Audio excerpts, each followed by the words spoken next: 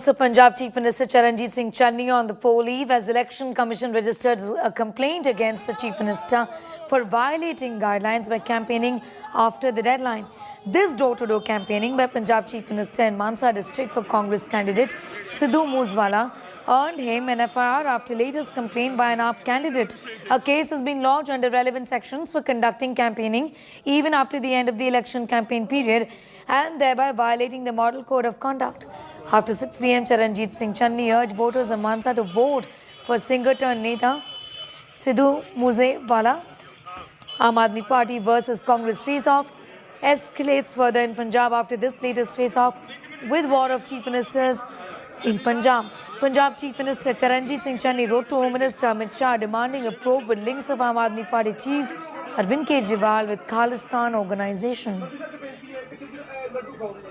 मैं उस वक्त ही आया तो मैं आके लोगों को पूछ रहा भी उन्होंने की चोन प्रचार किया या नहीं किया ये इन्होंने इन्होंने दस्सिया उन्होंने गुरुद्वारे मत्था टेकिया मंदिर च मत्था टेकिया वा पर चोन प्रचार इन्होंने लोग दस रहे भी नहीं किया उन्होंने साडी FST टीम ने वीडियोग्राफी पहला कर रही है सारी तो असीं वीडियो वेखांगे तो उहदे मुताबिक फिर कार्रवाई की.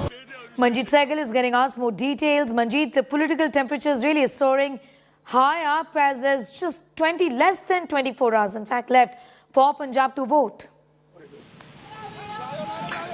Well, Sneha, a case has been registered against Punjab Chief Minister Charanjit Singh Channi for violating EC guidelines during a door-to-door campaign in Mansa on Friday. The poll panel has registered a case against Channi under Section 188. And according to EC guidelines, all we know is these candidates were supposed to stop their campaigning after 6 p.m. But Charanjit Singh Channi continued his Padayatra on foot march along with Congress workers and Mansa candidate Sidhu Moosewala. Remember, this is the second FIR registered against Charanjit Singh Channi for violating the norms. And earlier his Bhaiya jibe also resulted in the registration of a criminal case against in Patna. Manjeet, thank you for getting us up to speed with that.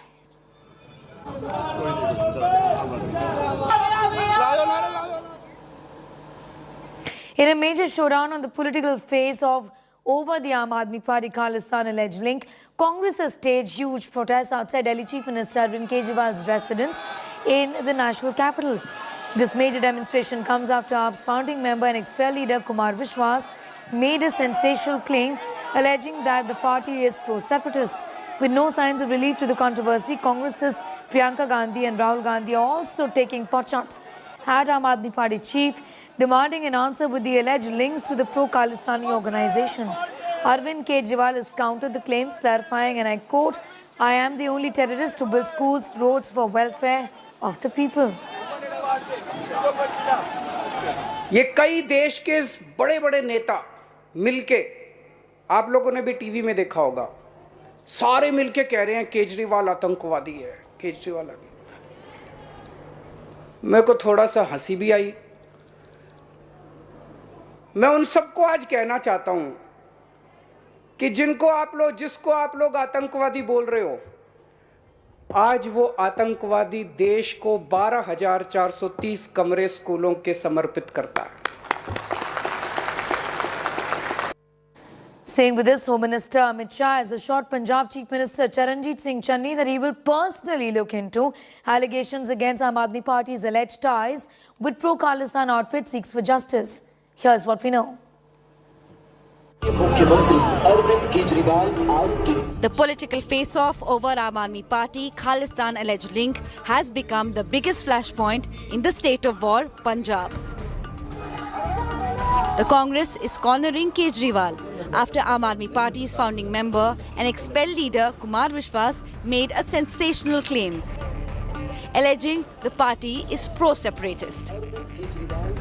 On Friday, Punjab Chief Minister Charanjit Singh Channi wrote to Home Minister Amit Shah demanding a probe. Channi alleged that banned pro-Khalistani organisation Seeks for Justice is in constant touch with the Aam Aadmi Party and that the SFJ backed Aam Aadmi Party for 2017 as well as 2022 elections in Punjab. The Punjab Chief Minister called for an investigation on the grounds of compromise of national security and integrity. Shah responded to Channi, assuring him of a probe. Shah said that the SFJ and Aam Aadmi Party link is a serious national security matter, adding that the agenda of such people is the same as India's enemies. The Home Minister also said that some are ready to team up with the separatists for power. Shah will personally monitor the probe.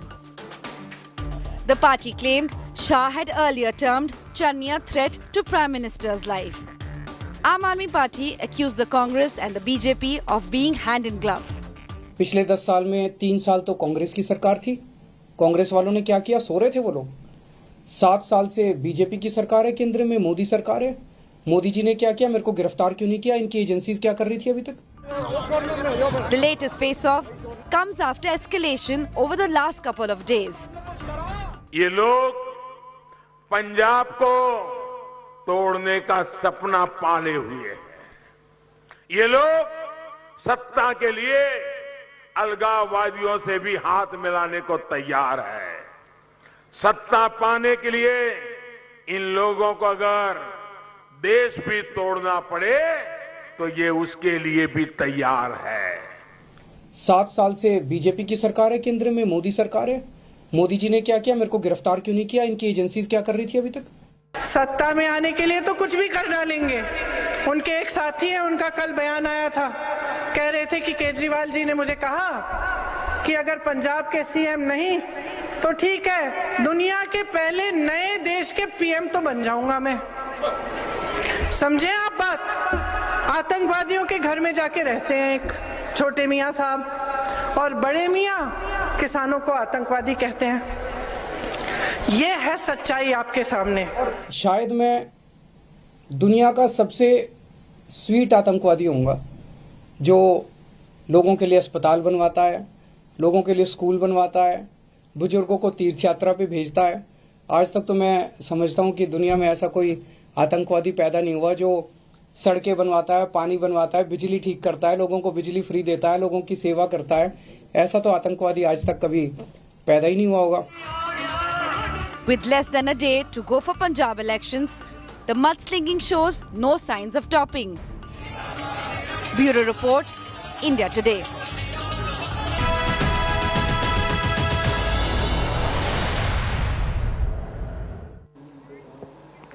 Well, the Cold War ended decades ago, but the recent developments at the Ukraine border is fast sending us back to those days of a polarized world.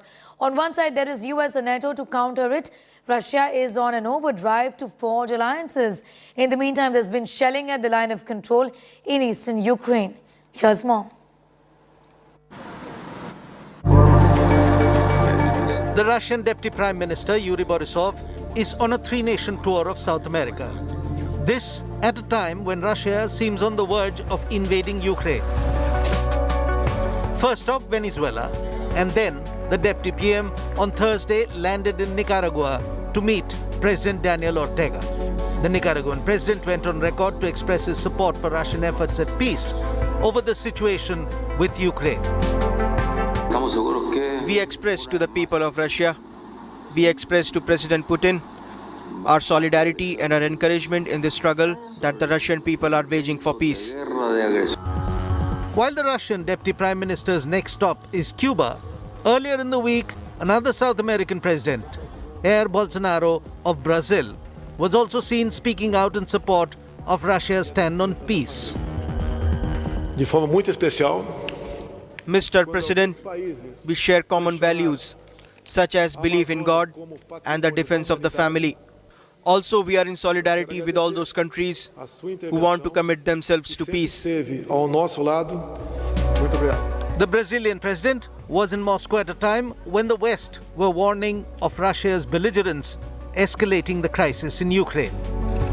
Well, unfortunately, we're not anywhere near the end or the beginning of this crisis, which means that we're somewhere in basically a rapidly evolving situation, and I think we're going to be in for the long haul of tensions around Ukraine. So, the basic message is buckle up, because this is going to be very difficult. Tensions spiked on Thursday along the line that separates Ukrainian forces from Russian-backed separatists in the country's east. Each side accused the other of intensive shelling. Ukrainian military command said Shells hit a kindergarten in the town of Stanitsia, Luhanska, wounding 2 teachers. It was a very powerful explosion, and then we heard the sound of broken glass. The children were very scared. Some kids started crying immediately, and the explosions continued for the next 20 minutes. The Ukrainian president, Volodymyr Zelensky, visiting Ukrainian troops in Donetsk region, tweeted that the kindergarten shelling by pro-Russian forces was a big provocation. It's important now to clarify for the entire world that these projectiles came from temporarily occupied territories of Ukraine, controlled by Russia, because now Russian propaganda is trying to distort the reality and accuse Ukraine of shelling. We are convinced they will not succeed in doing this.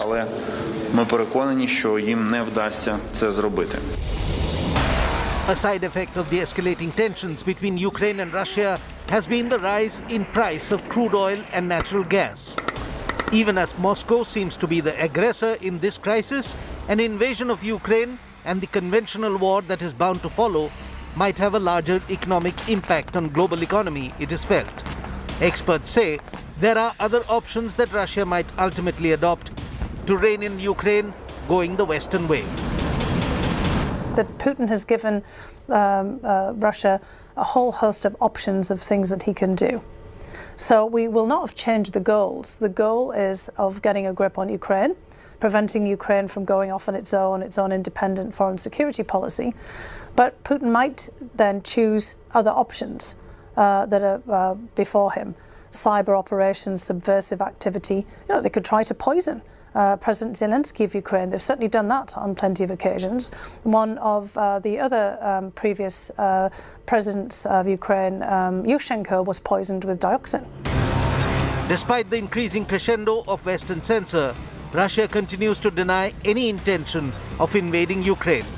Russia, however, has also been firmly reiterating its right to deploy troops wherever necessary to counter NATO threats. And that brings the whole crisis back to Ukraine, where its proposed admittance into the North Atlantic Treaty Organization is what seems to upset Moscow in general and President Putin of Russia in particular. India Today is in ground zero, the eye of the intense Russia-Ukraine standoff. India Today's Gaurav Sawant gets us this ground report. So there may be tension at the borders, but here in Kiev, celebrations of a graduation ceremony of a convocation. They've completed their law degrees. These young women will be practicing lawyers from tomorrow. And while they celebrate, there is a little tension that appears to be palpable in the air. They hope for a peaceful resolution of the situation. When we spoke to some of them, they hoped that the matter would be either resolved amicably or legally and not through soldiers at the borders. Of course, tension remains palpably high at the borders, having its impact even on people across the country. With cameraman Pawan Kumar in Kiev, Ukraine, Gaurav Sawant for India Today. Welcome back. Farhan Akhtar and Shibani Dandekar will be tying the knot today in a low-key wedding. Farhan and Shibani's wedding is taking place at Javed Akhtar and Shabana Azmi's farmhouse in Khandala. Few of the guests have already arrived at the PWD guest house, which is hardly 2 minutes walk from the farmhouse. Hrithik Roshan, along with his family, was seen arriving at the wedding venue. Among other guests were Rakesh Om Prakash Mehra, Riya Chakravarti and Anusha Dandekar were also clicked at the venue of the wedding. Farhan and Shibani are not having a Maharashtrian or a Nikah wedding. The duo are getting married in an intimate vow ceremony.